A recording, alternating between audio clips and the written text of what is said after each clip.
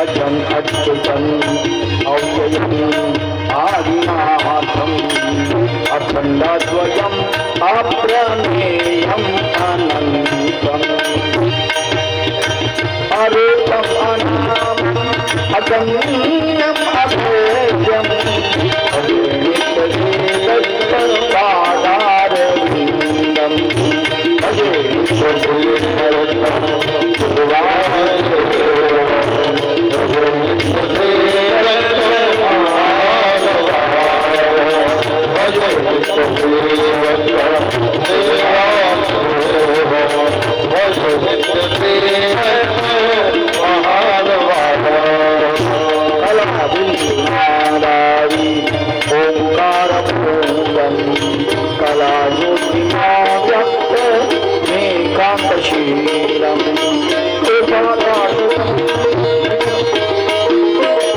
कटाक्षं कृपा तारकं दीनबन्धु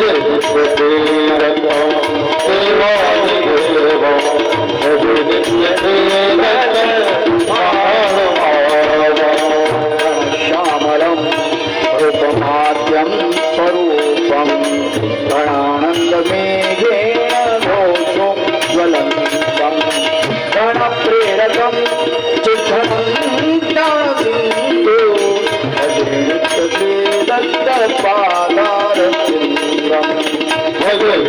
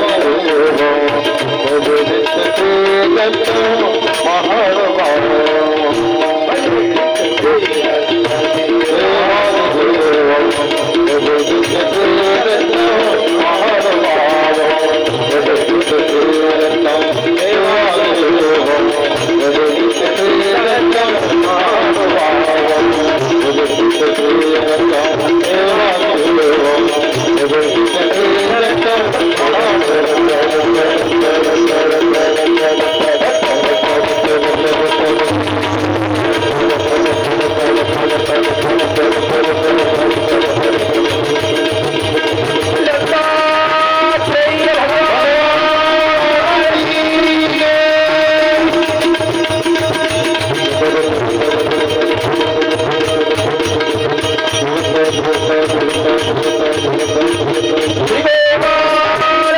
भगवान की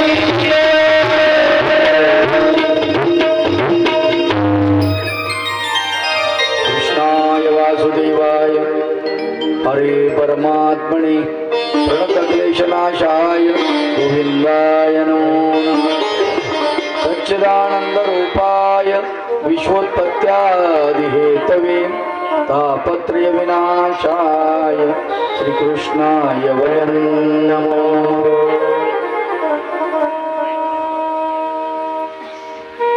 परब्रह्म परमेश्वर भगवान गोपाल कृष्ण भगवंताच्या अमृतमय तत्वज्ञानाचं चिंतन आपण करत आहात।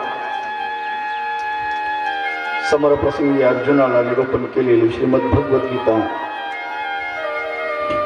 या ज्ञानसागराचं पान रसपान आपण करत आहात। गीता सुगीता कर्तव्यम किमण्यत् शास्त्र विस्तरे।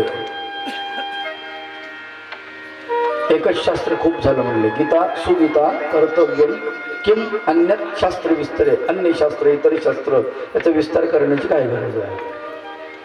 भारतीयांना एक शास्त्र खूप झालं, मी नाही सांगत, महर्षी व्यास सांगतात। एकम शास्त्रम देवकी पुत्र गीतम, जे देवकीच्या पुत्रानं गायलेलं एकम एकम एकच शास्त्र आहे, एकच बस बस एक एक एक।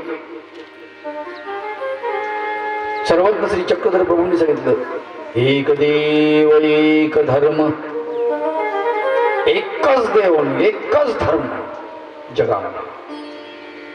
तो देव म्हणजे कृष्ण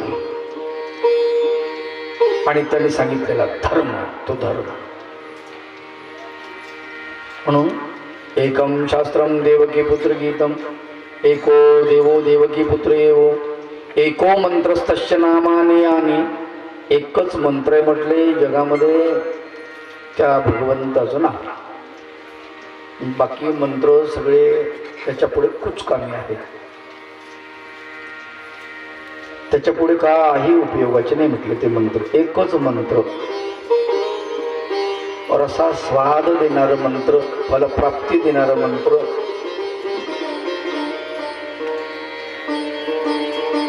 तुमच्या सर्व आशा आकांक्षा पूर्णत्वास नेणारा मंत्र। एवढंच काय, या भवसागरातून तरुण जाण्यासाठी मानवांचा शेवटचा पर्याय ज्याला मोक्ष असं म्हटलेलं आहे, तो सुद्धा या मंत्राने मिळवता येतो, असं ते शास्त्र किंवा असा तो देव किंवा असं त्याचा मंत्र। एको मंत्रस्तस्य नामानि यानि, आणि कर्माप्येकम तस्य देवस्य सेवा, आणि एकच कर्म आहे म्हटलं त्यांनी सांगितलेली सेवा, त्याची आज्ञा, बस दुसरी कुठलीच सेवा जगामध्ये करण्याजोगती नाही, महर्षी व्यास सांगतात। आता महर्षी व्यास तर निश्चितच आपल्यापेक्षा खूप श्रेष्ठ आहेत, नाही का? ज्या महर्षी व्यासांना या श्लोकाला, या तत्वज्ञानाला श्लोकबद्ध केलं आणि ते आपल्यापर्यंत पोहोचवलं, असं ते अमृतमय तत्वज्ञान।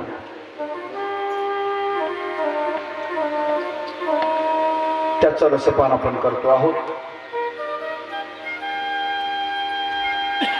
आणि मग सात्विक ज्ञान,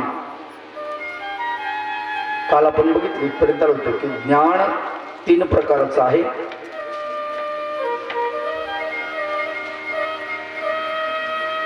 राजस ज्ञान आहे, तामस ज्ञान आहे आणि सात्विक ज्ञान। आता राजस ज्ञान कशाला म्हणतात ते अगोदर बघूया।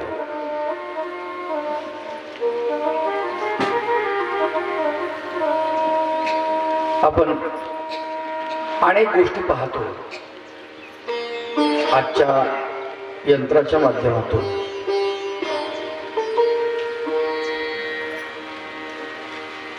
ज्या ज्ञानामध्ये प्रत्येक गोष्टीचा विकास दाखवला जातो, वरचेवर त्याच्यामध्ये ॲडव्हान्स ॲडव्हान्स ॲडव्हान्स होते. ते सगळं ज्ञान म्हणजे राजस ज्ञान आहे. सर्व ज्ञान राजस.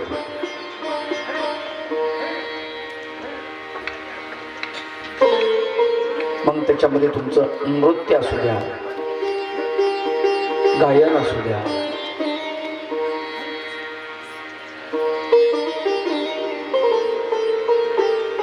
कला असू द्या, कुठली रंगोळ्या वगैरे, अंक तंक, सगळं सगळं राजस ज्ञान आहे.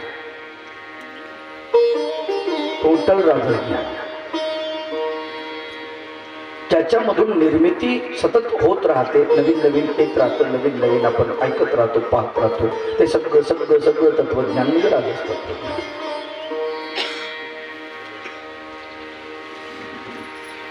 आता याच्यामध्ये गंमत अशी आहे,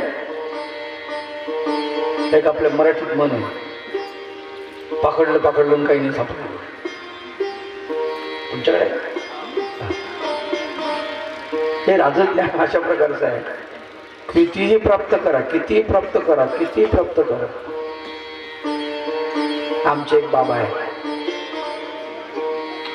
संत आहेत. आता त्यांचं वय जवळजवळ 72 वर्षाचं झालेलं आहे. खूप शिकले, खूप शिकले, खूप शिकले, खूप शिकले. काहीच करायचं काम नाही, भिक्षा मागायची, जेवण करायचं, शिकायचं. मी म्हटलं आता काय चाललंय तुमचं? त्यावेळेस त्यांचं वय 65 वर्षाचं. ते म्हणे आता काय हसले, आता काय चालायचं, किती शिकायचं रे?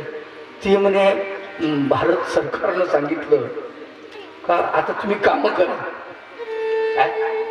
आता कामं करा. शिक्षण खूप झालं म्हणजे डिग्र्या भरपूर झाल्या. म्हणजे ज्याला आपण असं म्हणतो की MA झाला, मग MA मध्ये मग PhD केली बा, मग त्याच्या पुढे डिलीट केली, नाही का? आता PhD म्हणजे डॉक्टरेट. डॉक्टरेट म्हणजे इंजेक्शनवाला नाही बरं. नाही तर बऱ्याच माणसाला डॉक्टर लागलेलं असते, आपल्याला वाटतं डॉक्टर म्हणजे इंजेक्शनवाला काय. तसे नाही, बगर इंजेक्शनवाले डॉक्टर. तर त्याच्या पलीकडे म्हणजे डिलीट.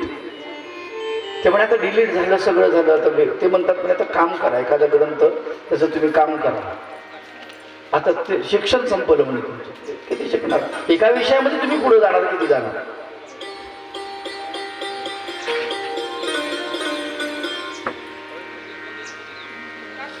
खोल सखोल शिक्षण असतं, खूप सखोल असतं. आता तबल्यामध्ये मोठी गंमत आहे, एकच ठेका त्रिताल. नुसता त्रिताल घेऊन तो माणूस जर बसला ना, त्यानं त्रिताल आयुष्यभर वाजवत बसला, पण बोंबलते, पुन्हा दुसऱ्या ताल शिकायचं काम नाही, एकच ताल. तो म्हणसान बा मग आता एकच ताल, मग दुसऱ्या ताल कसं काय वाजवून, त्याच्यातच दुसरी वाजवतो. एकाच ताला ना.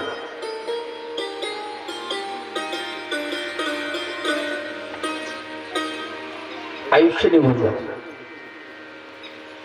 भीमसेन जोशींना विचारलं तुम्ही अभ्यास कसा केला? ते म्हणे मी एकाच रागाचा अभ्यास केला, इतका इतका अभ्यास केला, इतका अभ्यास केला, इतका अभ्यास केला, रागालाय माझा राग आला.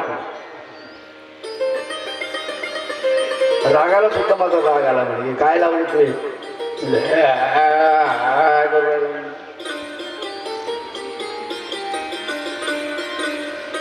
धाणीचा धाणीचा धाणीचा. लोक म्हणजे काय धनीचा धान्यचा धान्यनिसा म्हणते का काय म्हणून राहिले? बायल वाटत धनीचा म्हणजे धान्यनिसाच म्हणत काय?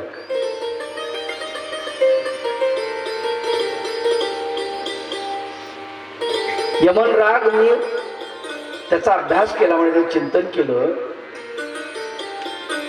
काही दिवसानंतर इतकं इतकं म्हणे तो राग माझ्याशी एकरूप झाला की त्या रागानंच मला दुसरे राग शिकवायला सुरुवात केली. अबे इकडं जाय ना, थोडं तर बाजूला जाय जरासं. एक पट्टी बाजूला गेली म्हणजे एक कोमल सोड जोडला की राग बदलला. एकच कोमल सोड जोडला की राग बदल, एकच तीव्र सोड जोडला की राग बदलला. किंचित कमी किंचित जास्त, किंचित कमी किंचित जास्त. बरं एवढं सगळं केल्यानंतर आमच्या खेड्यातल्या माणसासमोर आणून बसावं, असा शिकलेला सवरलेला माणूस मस्त गाय अनुप जलोटा नाव मी तर बसवा मस्त तुमची.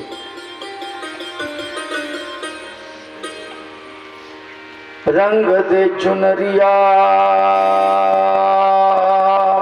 अरे पुढं म्हण ना, आमची येत नाही का पुढं.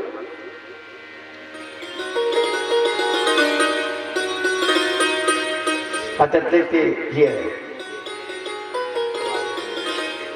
एक पद त्याच्यामध्ये छोटस, बिना रंगाए मैं घर नहीं जाऊंगी.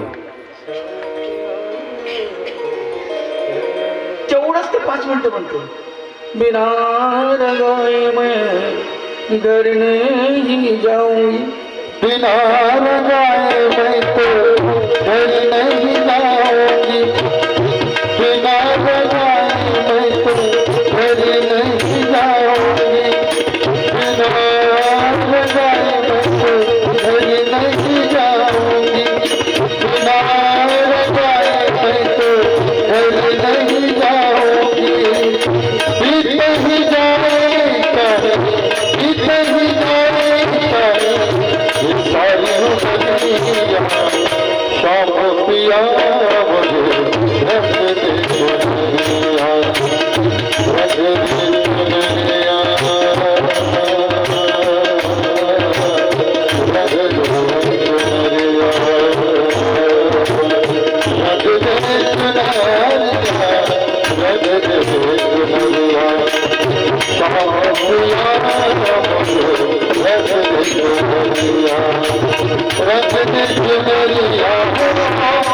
दे दुनिया, रंग दे दुनिया, रंग दे दुनिया, रंग दे दुनिया, रंग दे दुनिया, रंग दे दुनिया, ओ रंग दे दुनिया, रंग दे रंग दे रंग दे रंग दे रंग दे रंग दे रंग दे दुनिया,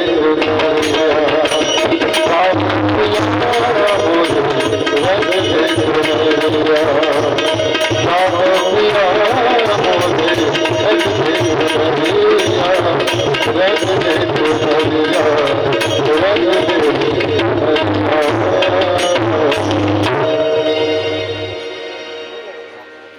ठाकरे गुरुजींनी लवकर ओळखवलं, नाही तर मोठी गंमत असते. बिना रंगाए मैं तो घर नहीं जाऊंगी,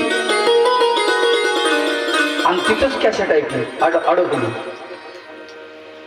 अनुप जलोटा साहेब म्हणले एक वेळेस मी ते म्हणत होतो, बिना रंगाए मैं तो घर नहीं जाऊंगी, बिना रंगाए मैं तो घर नहीं जाऊंगी. 2-4 पोट्टे बसले, आण रे पिचकारी, हे काय पुढे सरकूच नाही राहिलं म्हणजे. खरंच विनोद सांगितलं तू, विनोद नाही म्हणजे खरंच म्हणलं.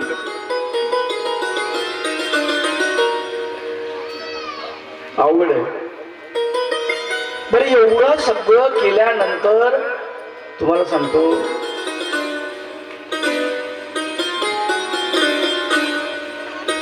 त्याच्यात नुसतं सूर असेल, कालच झाला आपल्या विषय नाही का, म्हणजे वाणीच आहे, शरीर आणि वाणी 2 गोष्टी त्यात मिक्स झाल्या, आणि मन नाही. संपलं शरीर वांग म्हणो हिरियत, मन नसेल संपलं, आहे की नाही. आता हे सगळं जे ज्ञान आहे, बरं ज्याला सगळं ज्ञान असतंय, बरं का ही एक मोठी गंमत आहे त्यातली, कोण आहे. संगीताचं सगळं ज्ञान असणाऱ्या माणसाला गाणं म्हणताच येईल असा भरोसा नाही, आणि ज्याला म्हणता येते चांगलं गाणं त्याला विचारावं कोण्या रागात येते, म्हणते कन्नू, म्हणजे काय माहिती बा, त्याला विचारायला माहित नसते राग कोणता येते, म्हणते मला काही रागणी मला माहित नाही, म्हणते राग काय म्हणले, आपल्याला काही राग येत नाही बा म्हणते. म्हणजे कुठलंही ज्ञान आहे. आता पाकशास्त्र, या पाककलामध्ये वेगवेगळ्या म्हणजे वेगवेगळा अभ्यास आहे, वेगवेगळा अभ्यास. बाया म्हणते नाही काय आमचं काढलं तुम्ही. अरे हो तुमचंच आहे, तुम्हाला माहित नाही आहे. काहीच्या काही बनवतात लोक, काहीही बनवतात, कशाची वस्तू काही बनवतात, कशाची काही बनवतात. मागे इकडं यवतमाळ जिल्ह्यामध्ये गेलो आणि म्हणे बाबा आले नामदेव चावल बनवा. नामदेव चावल काय म्हणलं, चावलचं नाव भातच, नामदेव चावल. बरं ते पुन्हा पुन्हा चाललं द्यायचं, नामदेव चावल बनवलं, नामदेव चावल बनवलं. काय भानगड नामदेव चावल. जेवायला बसलो, भात काय होतं, भात शिजवला, काढून घेतला, कढई ठेवली, त्याच्यात तेल मीठ मिरची टाकली, थोडी हळद टाकली, कांदा टाकला, लसूण टाकलं, जिऱ्याची फोडणी दिली आणि त्यात तो भात टाकून दिला आणि फ्राय केला. घ्या म्हणे नामदेव चावल. अरे आमच्याकडे शिळ्या भाताले फोडणी दिल्यावर त्याला नामदेव चावल म्हणते. नामदेव चावल आहे का माझे, कसे नामदेव चावल बाबा. हे कशाचं काय बनवतील सांगता येत नाही. एक चिली पनीर कोणीतरी मला खाऊ घातलं. एका घरी गेलो आणि खूप मेहनतीने खाऊ घातलं त्या माऊलीने बिचारीने. बाबा म्हणे तुमच्यासाठी एक नवीन डिश बनवली, नवीन पद्धत आहे डिश बनवली. मला बा ठीक आहे काय हरकत नाही. ते खाल्लं, त्यातले ते 2च पीस घेतले, मी खाल्ले, रातभर ठेकलो. अरे वा म्हणले ते चांगली गोष्ट आहे. ते काय चिली पनीर, पनीरच, ते टमाट्याचा सॉस असते त्याला कसं हे करायचं म्हणे काहीतरी, त्याच्यातून काढून घ्यायचं, मग त्याला तळायचं. पहिलेच तर जड काय, काय जड, पनीर. पनीर पचायला पहिलंच जड आणि त्याच्यात पुन्हा म्हणजे ते सॉस टाकून त्याला हे करायचं आणि मग त्याला तेलात तळायचं. पोट म्हणून काय अत्याचार लावले म्हणतो. मग आता हे पदार्थ संपतील का, नाही संपणार. याला पाककला म्हणतात. बरं याच्यात वारंवार डेव्हलप होणार आहे. बरं शेवटी काय खायचंच आहे ना, आहे की नाही. म्हणून तुम्हाला म्हणलं पकडलं काही नाही सापडलं. त्या ज्ञानामध्ये त्यानं काय होईल पुढे, काय ती पिढी गेली की पुढच्या पिढीला शिकावंच लागल ना. ते पुन्हा शिकण्याचं काम नाही पडलं पाहिजे. असं ज्ञान प्राप्त केल्यानंतर तुम्हालाच नाही, ते ज्ञान तुम्हाला मिळाल्यानंतर ते ज्ञान आपोआप दुसऱ्याला जर कळलं तर त्याला परत काहीच शिकण्याचं काम नाही पडलं पाहिजे. त्या ज्ञानाला सात्विक ज्ञान असं म्हणतात. राजस ज्ञान, सात्विक ज्ञान. तिसरं कोणतं ज्ञान, तामस ज्ञान. तामस ज्ञान माहिती आहे तुम्हाला.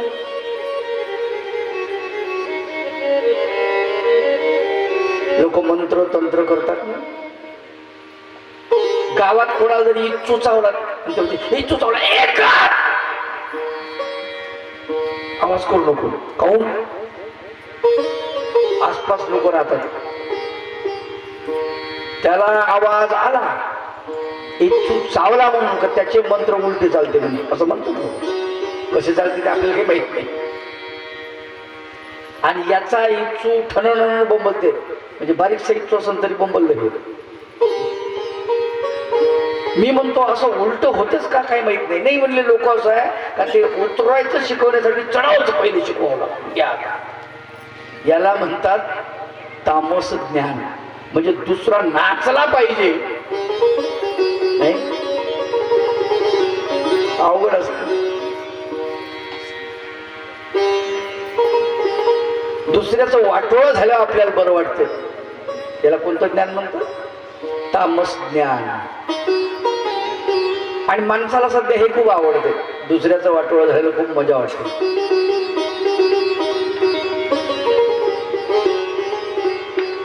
गरिबीला एक माणूस गांजला, खूप वैतागला बिचारा. शेवटी समुद्राकाठी गेला. म्हणला समुद्रात उडी मारून टाकून प्राण त्याग करून देऊ. समुद्र देवता वर आली. समुद्र देवतेने विचारलं, का रे बाबा मरायला काय झालं? तो म्हटला, परिस्थिती नाजूक आहे, प्रपंच कठीण आहे, मुलं बाळ आणि ते सांभाळणं, पत्नी वगैरे सगळ्या गोष्टी फार अवघड पडतं म्हणाला. मरायचं कशासाठी? ह्याच्यावर उपाय देतो, सांगतो ना म्हणलं तुला. ठीक आहे, काय हरकत नाही. म्हणजे काय उपाय?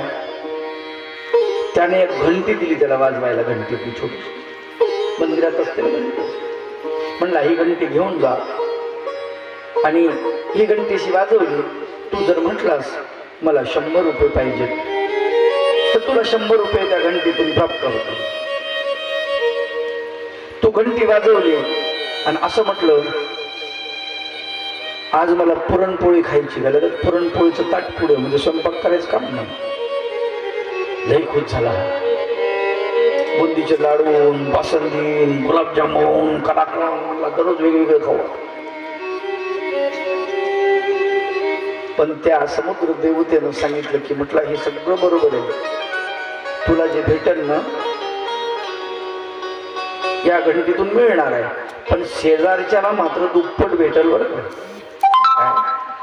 शेजारच्याला दुप्पट.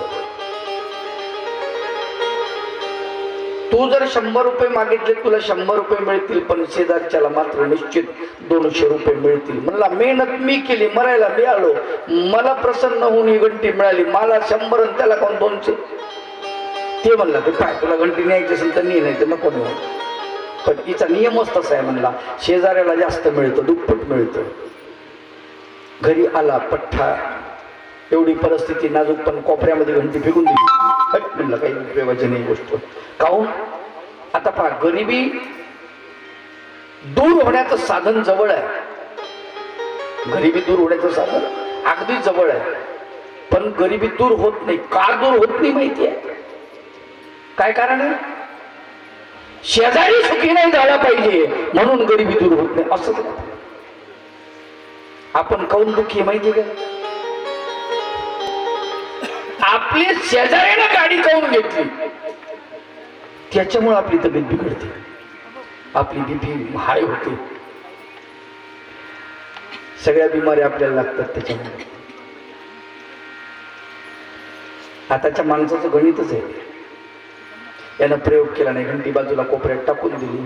बरं, दुष्काळ वाढतच गेला. शेवटी हा पोट भरण्यासाठी कुठंतरी बाहेर निघून गेला आणि याच्या पत्नीनं घरातले एक भांडे विकायला सुरुवात केली. काय कारण, बिचारी भांडे विकायची, मग कुटुंब चालवायची, कारण रोज मजुरी भेटत नव्हती. त्यामुळे तिने तो उद्योग सुरू केला. असं करता करता घरातले सगळे भांडे विकून झाले. मग आता ती घंटी दिसली तिला, म्हटली, माय या घंटीचे 100 रुपये तरी येतील. घंटी उचलली, खडखडखड घंटी वाजली. जशी घंटी वाजली तसं खाली पटकन 100 रुपये पडले. ती म्हणली, 100 रुपये इथं एक पडले कसं काय, कुठं यात होते का काय आतमध्ये? पण तिला असं वाटलं, नाही घंटीचा काहीतरी चमत्कार आहे. मग घंटी वाजवली, म्हणली 200 रुपये पडून, पटकन 200 रुपये. इतकी खुश झाली काय सांगावं तुम्हाला, इतकी लॉटरी लागल्यासारखं तिला वाटलं. तिनं आपलं डोकं चालवलं, म्हणली 500 रुपये पाहिजे. 500ची नोट, 500ची नोट पटकन पडली. पण तिला काय माहिती, शेजारच्या घरी 500च्या 2 पडल्या. 500च्या 5 पडू दे. घंटी वाजली, 500च्या 5, शेजारच्या घरी 500च्या 10.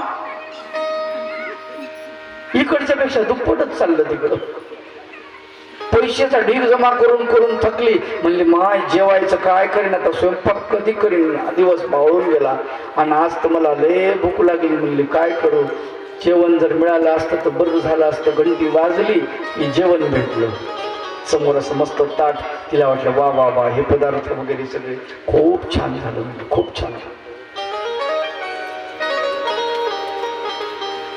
शेजारच्या घरी 2 ताट जेवायचे. हिनं डोकं चालवलं, आपल्याला 5 म्हशी पाहिजेत. म्हणली, 5 म्हशी असल्या की आपलं सगळं कुटुंब सगळं व्यवस्थित चालतंय. इथं 5 म्हशी, शेजारच्या घरी 10 म्हशी. म्हणली, घर चांगलं पाहिजे आपलं, 5 मजली इमारत झाली पाहिजे चांगली आपल्या जागेवरती. 5 मजली इमारतीच्या जागेवरती झाली. आणि बरी आता इथं काय, आता ते मंत्राचं अमार्थ ताबडतोब लगेच. त्याला काही वेळ आहे का? प्लास्टर राहिले बाबा, फिटिंग राहिली, कलर राहिलाय, असं काहीच नाही.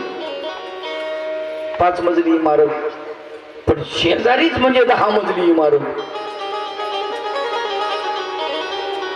खूप खुश झाली, सगळं व्यवस्थित चाललंय, पण तिला कल्पना नाही आपल्या शेजारी काय चमत्कार व्हायला येते. बऱ्याच दिवसानं मालक आला. आल्यानंतर मालकानं काय केलं बघितलं, ते आपलं घर तर चांगलं झालंय म्हणला, पण शेजारचं घर दुप्पट दिसायलंय, 10 मजली. म्हणला बायकोनं काहीतरी गडबड केली म्हणला, घंटी वाजवलेली दिसतंय. घरी आला. आता पतिदेव लय दिवसापासून आल्या येणं आपली पंचारती वगैरे काढली आणि आपला प्रताप मी किती कमाई केली हे सांगावं म्हणून ते पतीला ओवाळायला गेली. पती म्हणला घंटीचा प्रयोग केला, तुम्हाला कसं कळलं? मी तर कोपऱ्यात फेकून दिली होती, कशाला वापर केला? अहो म्हणजे काय, किती चांगलं झालं, आपलं सगळं मिळालं आपल्याला. तू पाहिलं का म्हणे शेजारचं कसं चाललंय ते? म्हणजे त्यांची 10 मजली इमारत आहे, सगळं त्यांच्याकडे किती म्हशी येतात ते म्हणजे त्यांच्याकडे 10 म्हशी येते, आपल्याकडे 5 आहेत, म्हणजे सगळं दुप्पट मिळतंय. घंटीमुळे झालं, तू वाटोळं केलंस म्हणला सगळं. कशामुळे दुःखी झाला म्हणून? शेजारच्याचं भलं झालं म्हणून दुःखी आहे. आलं का लक्षात? आण म्हणला ती घंटी इकडं. घंटी आणली, एवढा राग आला, प्रचंड इतका राग आला, काय करावं म्हणला माझी अर्धी बिल्डिंग जाळून टाक. याची अर्धी बिल्डिंग धन पेटली, शेजारच्याची अख्खीच पेटली. फायदा दुप्पट तर नुकसानही दुप्पट. म्हणला माझ्या अर्ध्या गाई म्हशी मारून टाक, याच्या अर्ध्या मेल्या